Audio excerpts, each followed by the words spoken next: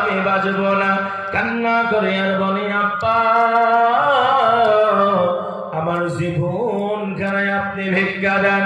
আমি জঙ্গলে জঙ্গলে বেড়াবো, এদিকে ওদিকে বেড়াবো, আমি কোনোদিন বলবো না আমার আব্বা ছেলের আপনি তাই হাতুল কালবি। আমি কারোর সঙ্গে কোনো পরিচয় খানা দেব না, আমার জীবন খানায় আপনি ভিক্ষা দেন। ওরে সোনার বাড়ি,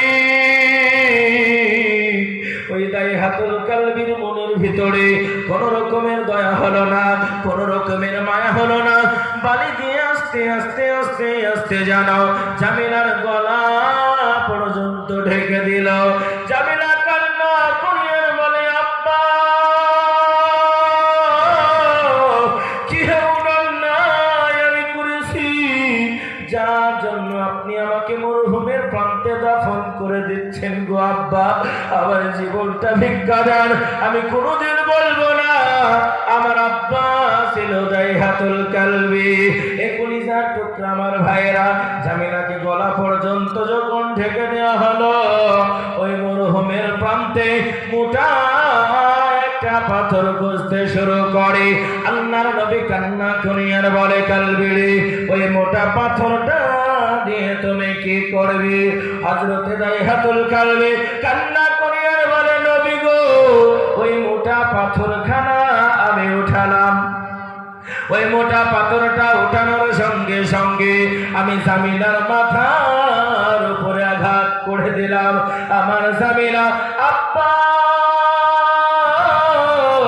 আব্বা বলতে বলতে জানো মাথার মগজটা চূর্ণ বিচূর্ণ হয়ে গেল।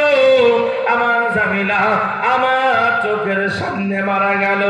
আর বলতে লাগলো আব্বা গো আমি কি এমন অন্যায় করেছি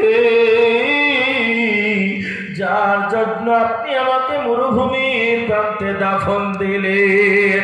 ইয়া রাসূলুল্লাহ, ইয়া হাবিবাল্লাহ, হুজুর গো আমি যখন বিছানার মধ্যে ঘুমিয়ে যাই আমার কলিজার টুকরা সন্তান খানা, আমার নয়ের পুতুলি খানা, আমার সাত মালিকের ধন খানা, আমার জামিলা জানো আমাকে বলে আব্বা গো কি এমন অন্যায় আমি করেছি যার জন্য আপনি আমাকে জীবিত দাফন দিয়েছেন?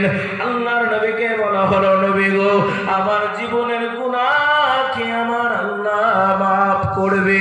বিশ্বনবী ডুকরে ডুকরে খেতে বলে তাই হাতুল কালবির তোমার মতন নিষ্ঠুর পিতা দুনিয়ার জমিনে পাওয়া যায় না। তবে শুনে নাও জেনে নাও, কালেমার দাওয়াত কেন গ্রহণ করেছো?